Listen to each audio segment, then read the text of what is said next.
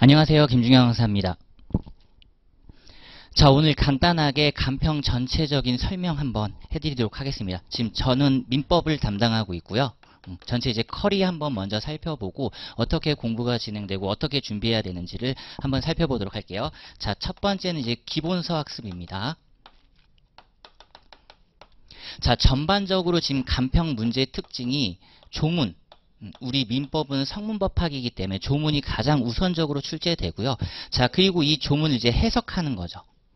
해석이라고 할 때 두 가지가 나옵니다. 이제 이론이란 게 나와요. 이론. 이 이론에 대해서는 이제 교수님들이 해석론을 내어놓은 겁니다. 아, 나는 지금 입법자들이 만들어 놓은 이 조문이 이걸 담고 있는 것 같아 라고 했을 때 여기에 다양한 이견들이 등장할 수 있거든요. 자, 우리는 그걸 견해라고 하고요. 이 견해 중에서도 교수님들 입장에서 혹시라도 내고 싶다라고 한다 그러면 두 가지 표현이 나와요. 이제 통용되는 다수의 견해, 통설이라고 하고 또는 다수설 이렇습니다. 자, 그러면 당연히 힌트라든지 전제를 드려야 되잖아요. 가이드라인을 드려야 되겠죠. 따라서 견해가 대립하면 통설 내지 다수설에 따른다 해서 우리의 학습은 어떻다?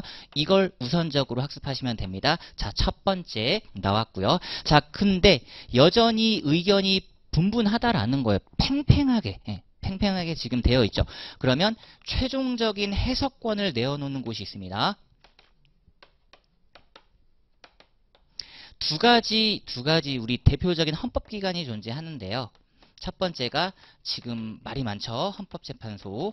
근데 우리는 다행히 공부를 안 해요. 근데 관련된 내용들이 있습니다. 즉 어떤 의미냐면 민법적인 내용을 헌법재판소에서도 밝혀준 게 있어요. 그게 조금씩 추가될 겁니다. 아마 기본서에서 간혹 보게 될 거고요. 그래서 이 분량은 크게 크지 않고요. 우리가 원하는 건 바로 이 구간입니다. 대법원 판례라고 하는 거죠.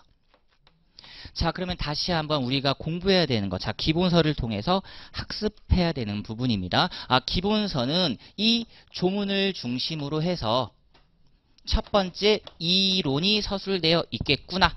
자, 그리고 이 이론에 대해서 다양한 견해가 등장할 수 있을 때 이걸 또 제시하고 있겠구나. 그리고 마지막으로 관련된 판례들을 내어놓고 있겠구나. 자, 그럼 우리가 공부해야 될 거 첫 번째 조문입니다. 절대적이에요. 절대적. 그리고 두 번째 조금 비율이 낮다고 보시면 되겠습니다. 그리고 마지막 세 번째 여기죠. 그럼 비율로 치면 조문 첫 번째 그리고 여기가 두 번째입니다. 자, 그럼 이제 기본서 학습을 통해서 일단 어떤 걸 먼저 해주셔야 되냐면 민법이란 게 무엇이고 우리가 여기서 학습하는 것 간평에 맞게 두 가지를 공부한단 말이에요. 민법의 전반적인 내용을 담고 있는 것. 그 부분을 우리는 총칙이라고 하고 20문항이 출제가 됩니다. 자, 그리고 우리 수험생분들이 하시는 간평은 어떤 걸 결국 담당하는 거죠? 부동산이라고 하는 거죠. 물론 건물도 하실 거고 토지도 하실 거지만 토지 쪽에 조금 더 포커스가 맞춰져 있기 때문에 그 토지와 건물을 다루는 영역이 있거든요. 자, 우리는 그거를 물건법이라고 합니다. 즉 토지와 건물을 다루는 구간이에요. 여기서 20문항이 나옵니다. 비율이 거의 1대1 수준이기 때문에요. 그 어떤 것도 중요하다, 그 어떤 것이 덜 중요하다라고 얘기할 수 없어요. 왜냐하면 우리의 중요도는 이걸 가지고 따지는 겁니다. 물건이 암만 중요해도 5문제 나온다 그러면 우리 수험적으로는 민법 총칙이 더 중요한 거예요. 근데 지금 20문항 1대1 비율로 등장을 한다라는 겁니다. 그러면 이 두 구간은 모두 중요하고요. 다 나온다고 보시면 돼요. 즉 민법 총칙 처음부터 끝날 때까지 문제들이 하나하나씩 등장한다고 생각하시면 되고 물건도 마찬가지입니다. 즉 중요도는 동일이에요. 즉 수험적 중요도입니다. 자, 근데 우리가 결국 중요도를 또 따지는데 이거 무시 못하죠. 난이도를 무시를 못한단 말이에요. 근데 난이도는 물건법이 훨씬 더 상입니다. 여기는 중하 정도라고 보시면 돼요. 자, 그러면 이걸 왜 설명하냐? 우리의 수험 전략이 이제 등장한단 말이에요. 우리는 쉬운 걸 통해서 점수를 획득하고자 함을 원칙으로 삼습니다. 맞죠?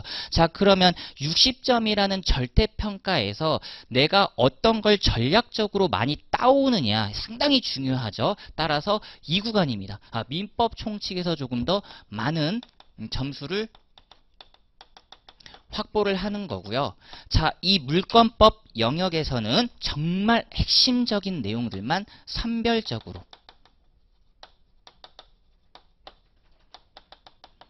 학습을 진행하는 거죠. 그래서 물권법에 대한 부담감을 조금 낮추셔야 된다라는 걸 먼저 말씀드립니다. 이게 기본서 학습 때 진행이 될 건데요. 일단 기본서 학습은 우리가 첫 단계, 첫 단추를 깨는 거잖아요. 따라서 전반적으로 다 진행을 합니다. 다만 우리가 나중에 이건 꼭 시험장까지 챙겨가셔야 됩니다를 우리는 먼저 선별해 놔야 되겠죠. 그 작업도 같이 진행을 하고요.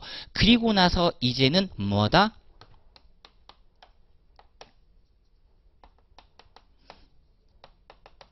이 동일기본서를 가지고요.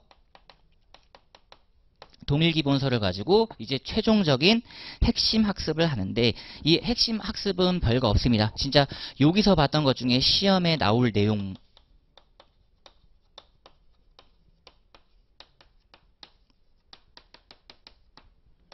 이게 맞죠? 아무리 우리가 많이 공부를 했다. 아무리 우리가 원하는 우리가 먹고 싶어하는 음식점에 갔다 하더라도 사람의 취향이란 건 정해져 있어요. 먹는 것만 먹습니다. 왜냐? 맛있으니까. 그리고 그게 먹고 싶은 거죠. 똑같습니다. 교수님들 입장에서도요. 이걸 낼 수밖에 없어요. 암묵적 룰 같은 겁니다. 소유권을 안 내고서는 말이 안 된다라는 거예요. 지상권을 내지 않고서는 말이 안 된다라는 겁니다. 그걸 우리가 여기서 이미 선별학습을 했고 이제 조금 더 집중하는 거죠. 자, 그러면 1번과 2번에서 어떻게 이제 분량이라고 하는 겁니다. 자, 이쪽으로 다시 한번 놔주세요. 공부 분량이 어떻게 진행이 되느냐. 자, 1번, 2번까지 오실 때 이렇게 축소되는 거죠.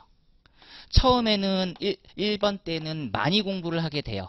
근데 이제 2번으로 넘어오게 되면 그 양이 조금 축소됩니다. 그럼 공부 분량은 2분의 1 정도로 축소가 될 거예요. 자, 그럼 보세요. 첫 번째 단계와 두 번째 단계를 거치면서도 이 구간은 어떻습니까? 중복 구간인 거 맞죠? 이건 무조건이라는 겁니다. 그쵸. 여기서 별표 3개가 여기서 별표 3개 맞아요. 그럼 여기서 별표 5개는 당연히 여기서도 별표 5개라는 겁니다. 근데 여기서는 집중적인 학습을 하고 여기서는 조금 느슨하게 한다라는 거죠. 대신 중요한 건 알고 있어야 돼. 아, 이건 중요하구나 정도는 알고 있어야 된다라는 겁니다. 그래서 이게 1번과 2번을 통해서 진행이 되고 그리고 우리는 무릇 확인해야 돼요. 내가 공부한 게 진짜 제대로 공부했고 그리고 정말 이렇게 중요도가 이렇게 달라지는가를 어디서 확인하느냐? 3번. 자, 바로 문제풀이 학습입니다. 그리고 우리 수험생분들에게 제가 강조하는 가장 중요한 건 결국 이 구간이죠. 우리는 풀어야 됩니다.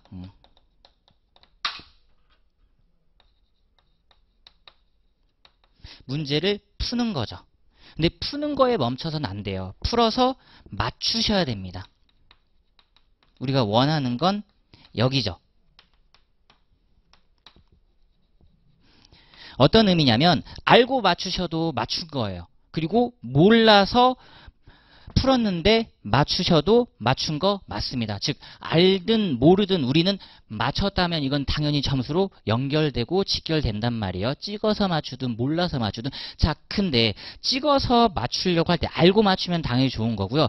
조금 헷갈려. 몰라. 그럴 때 우리가 이 문제풀이 학습을 많이 함으로써 어느 정도 스킬을 쌓아둔다라는 겁니다. 이 문장, 이런 내용, 함정이 어디 바꿔져 있지? 자, 여기서는 좀 스킬적인 측면이 필요해요. 여기까지는 내용적인 측면입니다. 이 내용을 바탕으로 단단히 기본서 기본 베이스를 깔아두고 문제풀이로 응용하는데 여기서는 스킬이 필요하고 이 부분에서는 제가 스킬적인 것도 알려준다라는 거죠. 우리가 지문을 5개를 본다라고 했을 때요. 우리 수험생분들이 1번 지문을 이미 알게 돼요. 즉 1번 문제 뭐라 하면서 견해 대립시 대법원 판례로 가주세요 라고 해서 1번 지문부터 5번 지문까지 있는데 1번 지문을 읽어봤는데 이미 이게 정답이에요. 그러면 이 밑에 2번, 5번 지문은 안 본다라는 거죠. 아까 했던 제가 밥상론이랑 비슷합니다. 이미 다 펼쳐져 있어요. 밥상 위에 점원분들이, 사장님들이 반찬 여러 가지 다 때려줍니다. 메인 반찬 다 때려줘요. 우리는 바로 어떤 것부터 손이 가죠? 그쵸? 사람마다 정해져 다르겠지만 맛있는 반찬 먼저 갑니다. 우린 그걸 정답이라고 하죠. 이것만 먹어도 배부른데 보실 필요가 없다라는 거예요. 이건 나중에 좀 천천히 학습이 필요합니다. 천천히. 그러나 확실하게. 제가 원하는 공부 가치관입니다. 천천히 하되 확실하게 하는 거죠. 왜냐하면 민법이란 건 결국은 단단함이 필요하거든요. 해서 여기서는 이제 기출 플러스 다양한 타 영역 문제를 함께 풀어보실 거예요.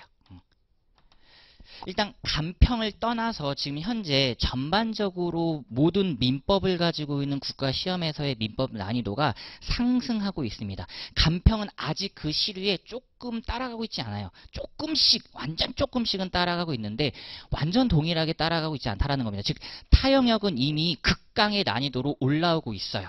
간평은 그 와중에서도 문항수가 40문항이다 보니까 일단 문항수 자체가 많잖아요. 그래서 조금은 난이도를 어느 정도 맞춰주고 있는데 그건 우리가 쉽사리 예상할 수가 없다라는 겁니다. 그건 출제자 맘이에요. 야, 타영역 봤더니 지금 역시 민법이 지구상에서 우리 대한민국에서 가장 중요하다. 그럼 우리도 난이도 똑같이 맞추자. 가장 중요한 부동산 토지와 건물을 보시는 분들 아니냐. 지금 우리나라에서 부동산 얼마나 중요하냐. 그럼 민법 지식이 당연히 베이스로 완전히 깔려야 되는데 그럼 난이도 올리자. 안 그래도 절대평가인데 난이도마저 다운시키면 조금 그렇다라고 생각하신다면 난이도가 조금 올라갈 수 있다라는 겁니다. 그래서 그것도 생각하고 계셔야 돼요. 타 영역에 비해서 난이도가 아직은 그렇게 높진 않지만 타 영역에 맞춰 난이도가 조금씩은 올라가고 있구나라고 생각해 주시면 좋겠습니다. 그래서 천천히 확실하게 하신다라는 겁니다. 그리고 이걸 이제 베이스로 해서 마지막 오실 건데요.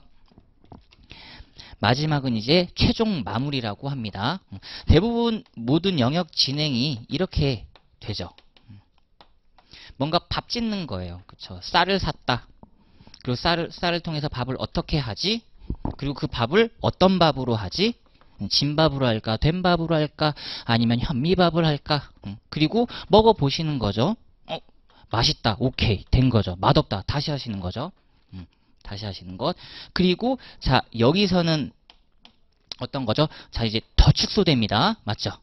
지금 이제 4단계까지 왔을 때는 이 부분에서 이제 더 축소를 해요. 더 축소를 해도 중복되는 구간은 또 나옵니다. 자, 이때는 제가 두 가지를 생각하고 있는데요. 작년에는 이제 직접 판서 노트를 제공했거든요. 근데 이제 이걸 개정판을 제가 못 내가지고 요거는 이제 개정판을 낼 생각이고요. 낼 생각이고 또는 요약집 이건 물음표로 한번 해보겠습니다. 수험생들마다 보세요. 또 원하는 바가 달라요. 저 같은 경우는 제가 직접 판사하면서 공부를 했던 사람이었고 그래서 직접 제가 만든 판서 노트를 통해서 이것만 시험장에 가져가도 70점은 맞는다라는 마인드로 만든 거거든요.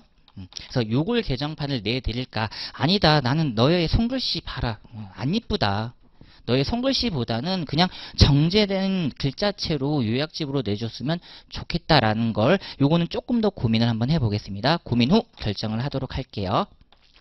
여기까지는 너무 깊게 생각하지 마시고 일단 여기까지는 이제 기본서는 추후 강의계획서에서 교재는 추후 강의계획서에서 어떤 기본서를 할지 제시를 해 놓도록 하겠습니다. 그래서 민법뿐만 아니라 다른 과목도 이런 전반적인 진행을 하는구나라고 생각을 하시면서 내가 어디에 힘을 쏟아야 되지? 왜냐면 다른 과목이랑 계속해서 연계되면서 우리 수험생분들이 학습을 하신단 말이에요. 그러니까 항상 밸런스 조절을 잘 해주셔야 된다라는 걸 밝히면서 오늘 이 설명의 자리는 마치도록 하겠습니다. 감사합니다.